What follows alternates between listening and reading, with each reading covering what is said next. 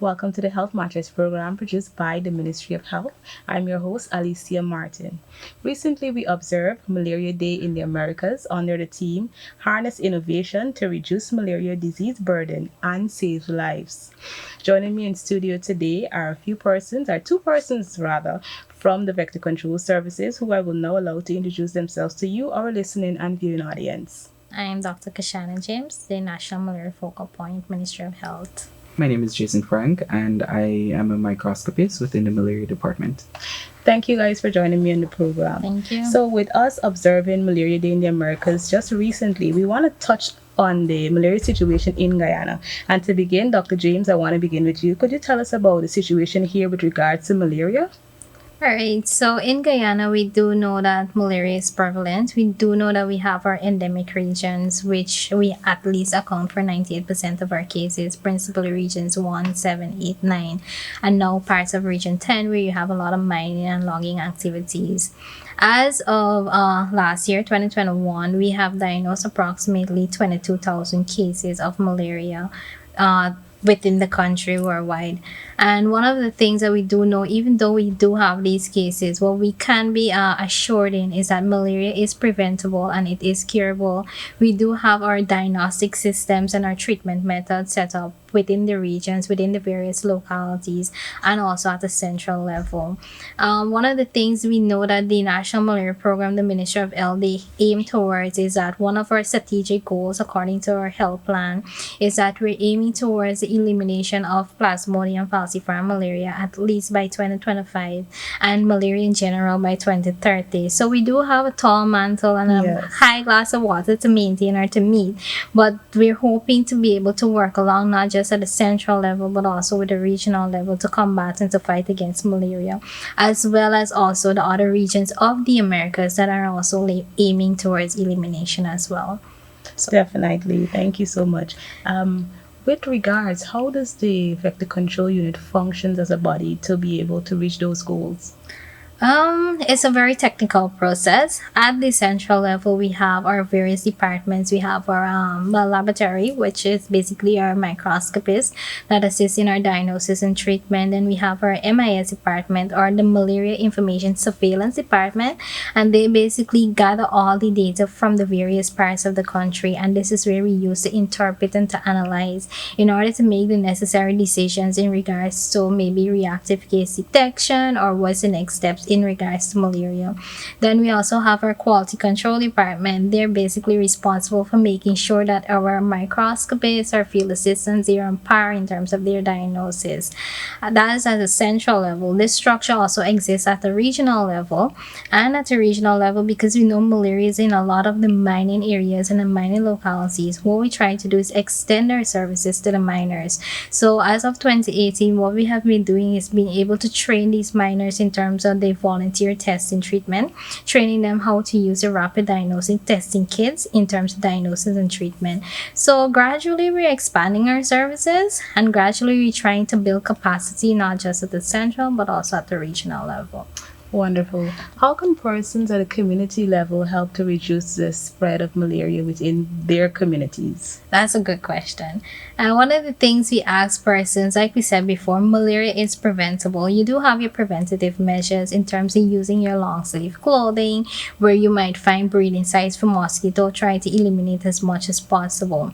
We have what we call our mass net distribution campaign. I guess we touch on that a bit later in the program, but we do have the treated nets that are distributed towards the communities and the regions as well. And another thing about it, what the program is working on in terms of our case management access is having diagnosis and treatment accessible to persons even in the remote areas. So we do advise the persons that if you might feeling signs and symptoms of malaria, headache, joint pain, back pains, fever, whatever it is, at least within the first 28 to 48 hours, that you would seek some form of testing site or to some form of treatment, actually not treatment but testing before you use the treatment. And we do have this available. Like we said, we're training our volunteers as well. So you do have this available at the mining camp facilities as well. I know that you guys would do a lot of work within the fields, right? How would people respond, especially those living in communities where malaria is very prevalent? Previously in the past, we did a study whereby a lot of persons, yes, they know about malaria, but they did not understand the consequences of malaria. So you had a lot of persons having concept, oh, I have malaria, I can use some bush medicine and it can work and it can help me. But then we started to work along with our what we call the sister organization, Breakthrough Action Guyana, and this is whereby you bring more awareness to the Yes. persons and you bring more light to the disease of itself. And from then to now, we have been seeing that people are more kind of responsive. They're kind of more open up to the idea, and they're kind of more receptive to malaria in general. So you find now that a minor, instead of back in the days you had 14 tablets to drink, you drink 2, you feel better, and then you want to discontinue. Now you have persons with the understanding that they're actually completing their treatment. Continuing the You have treatment, persons yes. now when they do present with these signs and symptoms, that they're actually seeking care and treatment at the facilities. So from then to now, we have made some amount of progress, and we're hoping that this can build and expand. And in addition to that, we even have persons who are actively involved in the movement too, who persons would be willing to donate their transportation, persons who are familiar enough to do sensitization and reach more remote areas that we're not able to reach. So yeah, that's something that's commendable Wonderful. too. And I hear some behavioral change coming out from what you Yes. guys would have said Right. just now. Definitely. So thank you so much. We're going to go into a break and be right back with more. And I think when we do those reflections, we can see that we have really moved from trying to curb malaria in 1 or 2 regions to now moving on the WHO's target of working towards elimination of malaria around the globe. We in Guyana, we embrace those targets that have been set by the WHO. And while the WHO would have identified those targets to be achieved by 2030, we certainly would like to do this much earlier. And you would have seen from the plan that we have unveiled that we are trying to get closer to the WHO target for 2030 by 2025. And we strongly believe we can do this with the techniques that we are employing. Right now, malaria is more endemic in regions 1, 7, 8, and 9, and in some areas in region 10. But we believe by adopting a strategy where we can be more in the community, that we will be able to change this endemic nature of malaria in these regions. While we have been working on this and we have introduced long-lasting insecticide impregnated bed nets, one of the challenges that we have, as was outlined in the play, is that we distribute these things but people don't use them. Or even when we distribute them, the big challenge has been how people use them. Because there have been reports that in some communities, people have actually used them to do fishing, because apparently the insecticide in the net would affect the fish, so that when you use it in that way, you're able to get the fish quite readily because they float up. That's not the correct use of the net. That's probably a byproduct of what was intended. So we have to make sure that people use nets properly. And as the campaign would have outlined, we don't want people to go to bed with a mosquito. You can prevent that by ensuring that people are using their nets properly. When you hear she buzzing, big problems coming, big problems coming, big problems coming. Look, this little mosquito, big problems coming. I said this little mosquito, big problems coming. Look, this little mosquito, big problems coming. I said this little mosquito, big problems coming. I was lying in my bed when she come hustling. You see, it's nighttime and she got a need for feeding. Suddenly she bite me, and before I know it, she left me with a itchy feeling. Days pass, I'm back in my bed, don't know what I'm doing. Suddenly what she left me with a broke up feeling, a broke up feeling. Big problems coming, big problems coming. When you hear fishy buzzing, big problems coming. When your fishy biting, big problems coming. When your skin starts itching, big problems coming. And when you start scratching, big problems coming. Look, this little mosquito, big problems coming. I said this little mosquito, big problems coming. Look, this little mosquito, big problems coming. I said this little mosquito, big problems coming. So I get up to take some action. Them boys are drink the concoction, but I remember seeing this sign, free malaria test that catch me eye. So I go down by the landing, free treatment all them man giving. So I decide to take the test that it's a yes. Welcome back. For those persons who've just joined the program, we're talking a little bit today about malaria, the situation here in Guyana. I want to talk about some malaria education. Let's talk about that. Could you tell us what malaria is, Mr. Frank? Sure. So malaria is a parasite. It's caused by a plasmodium, and it is transmitted through the vector, the female Anopheles mosquito. Okay, and how is it transmitted? Right. So there are two modes of transmission. There's primary modes of transmission, like I would have mentioned, through the vector itself, and then there is the secondary mode of transmission, which can happen through blood transfusion, organ transplant, sharing of an infected needle, or mother-to-child transmission. How long does the period of transmission take? Well, like Doctor would have mentioned earlier, your symptoms can be within 24 to 48 hours, or sometimes even 72 hours from the time the parasite is being introduced into your bloodstream. So it's based on species to species that would determine your signs and symptoms or how soon you'll be affected. So, question, is it possible for someone to have malaria but experience no symptoms? Yes, it is indeed possible. And we would have had some of the cases coming out where a person might say, oh, but I feel fine. Yeah. But we also need to take into account your metabolism.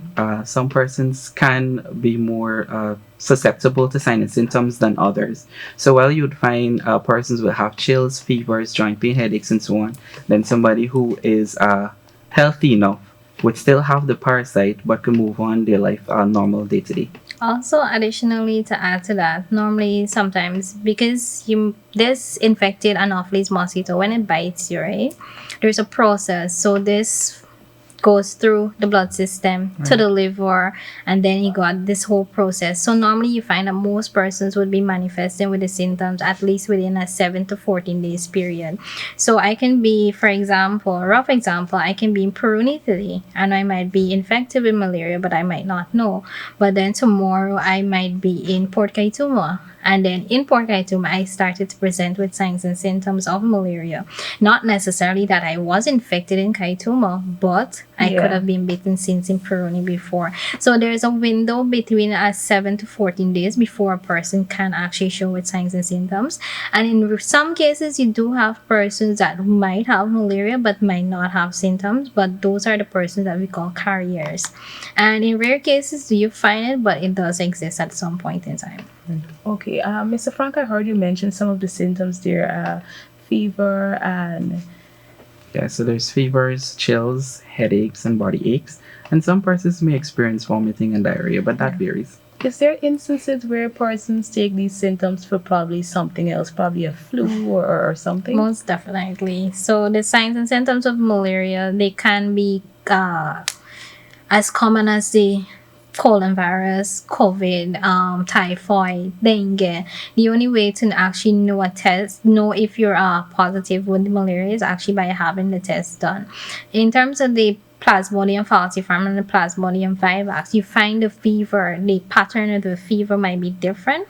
In one instance, you have consistent and persistent fever throughout, and then like for the vivax, you have intermittent phases. Today you might have, tomorrow you don't have any, but the other day you might present with signs and symptoms.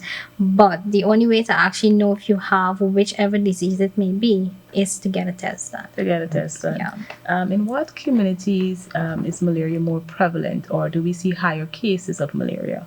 All right, so let me first start by saying our endemic regions are regions 1, 7, 8, 9, and parts of 10.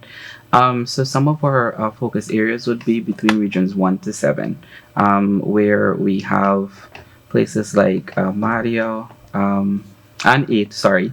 We have places like Maria, Barometer, and also Armo mines. Those are some of the focus areas that we're looking into because we have most of the cases coming out from there. Okay, what is some of the work that you guys are doing in those areas to eliminate malaria, the high cases that are there? So, in terms of our strategic plan, one of the things that we're aligned with when I said in terms of eliminating Plasmodium falciparum malaria. So, this entails a whole mantle. So, one of the things we're doing, one case investigation, building capacity at a not just a regional level, but also at a locality level. So, you're able or enabling the persons there, maybe microscopists, field workers, even the community as a whole, you kind of build capacity. So, if they can identify a malaria case within their community or village, they can do what we call a reactive case detection. They go out to a parameter and they do diagnosis and treatment. So any person within that parameter that they find positive, they can test and treat those persons. And that is one of the ways actually to combat against. Apart from that, we are also doing or implementing what we call a microstratification plan. Microstratification plan is taking what you have, the structure at a regional level, and putting that at a more community or foci level. So you kind of, same thing, build the capacity of the persons to be able to diagnose and treat malaria. Apart from that, we have our other interventions, which include our mass net distribution, making sure that the communities are protected, the sensitization as per normal, and we collaborate with our sisters in terms of our entomologists, in terms of where you have the fogging exercises happening as well within the regions. Okay, how can persons uplift their nets? So we did have the mass net distribution activity. This was slated 2020-2021. So within most of the regions, you have the nettings either at your health facilities, at the main districts, or the locality levels. You will be able to access the nettings or the treated nettings. In Georgetown here, you can access the nettings at the vector control services. They do have nettings there. So yeah. Just to know, these nettings are also free of cost. You are not supposed to charge a person for the nettings. They are procured by the government of Guyana, by the Ministry of Health, so they basically distributed towards the communities for protection and prevention. Thank you, Dr. James, for mentioning that very, very important detail. No problem. Many persons are concerned about washing the nets. What if someone washes their net probably twice per month? Does that reduce the defense? So, the wash time is stipulated to have it washed 21 times within the 3 months. So, rather than having to wash it twice per month, we would recommend that you wash it quarterly. That is every 3 months. In addition to washing it, we would also stress on not using heavy detergents. So, try not to use things like bleach or soap, regular soap and water, and you rinse it out and you put it to dry in a nice shaded area. All right. So we're going to go into another break and be right back with more on malaria prevention. When you hear she buzzing, big problems coming. When you feel she biting, big problems coming. When your skin start itching, big problems coming. And when you start scratching, big problems coming. Look, this little mosquito, big problems coming. I said this little mosquito, big problems coming. Look, this little mosquito, big problems coming. I said this little mosquito, big problems coming. Avoid wrong treatment, don't take the risk.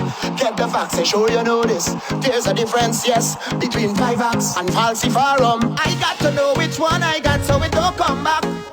The full treatment is best, or the malaria gon' only rest if I drink the right and full treatment and sleep under my net. This little mosquito won't be a big threat. When you ready buzzing, big problems coming. Big problems coming. Big problems coming. When you fishy biting, big problems coming. Big problems coming. Big problems coming. When your skin start itching, big problems coming. Big problems coming. Big problems coming. And when you start scratching, big problems coming. Big problems coming. Big problems coming. Look, this little mosquito, big problems coming.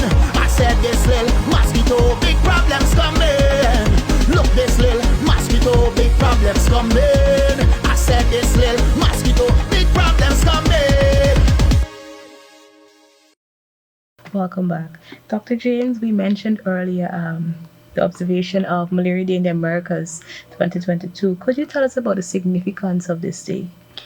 So the significance of this day is basically all the countries in the Americas or all the regions of the Americas basically in observance of the different commitments, the different accomplishments and the challenges that we had throughout the successes throughout the year. So basically the country as a whole, not just Guyana, but all the countries of America, we celebrate and we understand, we come to align to what are some of the challenges that we had throughout the year, what were some of the accomplishments, and what will be some of the future next steps in terms of going towards elimination of malaria. And yes, your next question will be, what are some of the things that we are actually doing? Yes. So in terms of the National Malaria Program, Ministry of Health, what are some of the things that we can look forward to at least at the end of this year into next year? So the program is working along with the regions in terms of a microscopy refresher, making sure that we have that capacity not just at the central level but also at the regional level. We do tend to expand in what we call our microstratification process. We have started this in region 7 and we're hoping to reach out to the other endemic regions 1, 8 and 9, also parts of region 10, to expand this process and continue to build capacity throughout the regions. In terms of a volunteer network, when I mentioned volunteer network, we basically talk about or spoke towards the program training these miners, or it could be a miner, it could be a camp owner, it could be maybe a shopkeeper, persons that are interested in the skill. You actually train these persons how to test and treat malaria, and they just not serve their population but all the communities and the population around them. So this is one of the services that we do tend to expand throughout the years coming. So these are some of the things. And another big activity that we might have next year is whereby we do a therapeutic efficacy study, testing to see our drugs are still working as it's supposed to be working. We did this in 2018, 2019, and something that we're slated to have next year as well. So these are some of the activities that we are expected to have next year as well. Thank you, Dr. James. Is there a specific drug for malaria? So based on the species, for example, Plasmodium falciparum, we do have the specific in terms of the Quartem and the Primaquine. For the Vivax, you have the chloroquine and the Primaquine, and then you have your mixed infection. So depending on what type of malaria you have, that is the treatment. Okay, thank you so much. No. Mr. Frank, before we wrap up today's program, do you have any encouragement for our listening and viewing audience? Yes, I would like to leave on a note with Zero Malaria Starts With Me, and let everyone know that the fight is not just with Ministry of Health, the National Malaria Program, but we all can put a hand in towards elimination. So you could be that person who can say, hey, I wonder if I sleep under my net tonight, if that would be putting a cause. Or like how we have some of the persons who are assisting us with sensitization and other things. We know that, well, these are some of the things you should look for, our signs and symptoms, getting early treatment, eliminating our breeding sites, and spreading the word so that who might not be able to see or listen can hear it from you too. Thank you so much. Dr. James, is there anything that you would like to leave with our audience? So definitely in agreement with Mr. Frank as well. Malaria is just not a me thing or a you thing, but it's a us thing. And even as a country in a whole aims towards elimination of malaria, we all do have a part to play as well. Noting that malaria, yes, is preventable, yes, it's curable, there is testing and treatment available. So there should not be any issue in terms of accessing these services. And we do continue. The fight starts with us. Zero malaria starts with me, indeed. Definitely. Thank you guys so much for joining me on the program today, and I encourage you to keep up the good work that you have been doing within your department. Thank you very much. Thank you. This has brought us to the end of Health Matters for today. I'm Alicia Martin saying goodbye for now and stay safe.